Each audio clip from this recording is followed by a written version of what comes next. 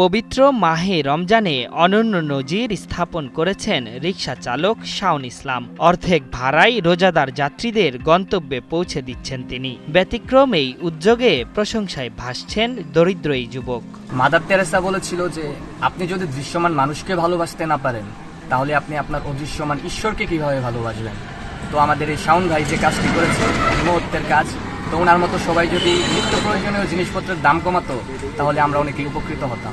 রমজান মাসে বিশ্বজুড়ে নানা পণ্যের ওপর ছাড় দেয় ব্যবসায়ীরা, কিন্তু অভিযোগ আছে বাংলাদেশে উল্টো সবকিছুর দাম বেড়ে যায়। সেই ধারণা বদলে দিতে মানুষের জন্য কিছু করতে চাইতেন তিনি। তবে সামর্থ্য না থাকায় অর্ধেক ভাড়ায় যাত্রীদের গন্তব্যে পৌঁছে দেওয়ার সিদ্ধান্ত নেন।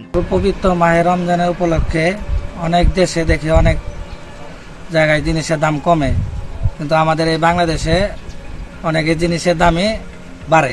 শাওনের এমন উদ্যোগে খুশি যাত্রীরা। তারা বলছেন, দেশে যে কোনো উৎসবে অসৎ ব্যবসায়ী আর পরিবহন মালিকরা যেখানে মানুষের পকেট কাটতে ব্যস্ত, সেখানে এই রিকশা চালক আদর্শ দৃষ্টান্ত হতে পারে। ছাড় দেওয়ার মন মানসিকতা থাকলে ছোট জায়গা থেকেও যে ছাড় দেওয়া যায়, তাই অটো রিক্সাওয়ালা ভাই শাওন ভাই দেখিয়ে দিয়েছে আমাদের। হচ্ছে পবিত্র মাহে রমজানের উপলক্ষে উনি 50% করে রোজাদার ব্যক্তির জন্য কম নিচ্ছে। শুধু তো রোজাদার ব্যক্তি নয়, এবং যারাই উঠছে তাদের কাছেই 50% কম নিচ্ছে। আমি আজকে বাজারে আছি, বাজারে এসে দেখি সব জিনিসপত্রের দাম হচ্ছে একটু বেশি, কিন্তু হঠাৎ করে আমার একটা বিষয় নজরে আসলো, সেটা হচ্ছে আপনার একজন রিক্সা চালক, সে আপনার 50% ডিসকাউন্টে আপনার তার রিক্সা সে ভাড়া নিচ্ছে সবার কাছ থেকে।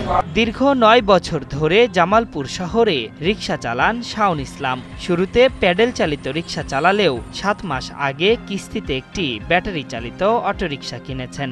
ঋণ পরিশোধে তোয়াক্কা না করে মহৎ এই সিদ্ধান্ত নিয়েছেন শাওন। রমজান মাসে জানা আমার তো কোনো দেওয়ার মতো কোনো সামর্থ্য নাই, তাই আমি রিক্সা চালাই।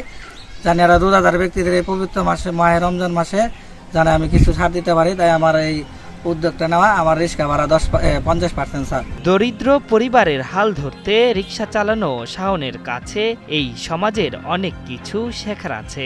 মানুষের কল্যাণে কাজ করতে বড় কিছু হবার প্রয়োজন হয় না, শাওনই তার বড় উদাহরণ। আশরাফুল ইসলাম, ৭১।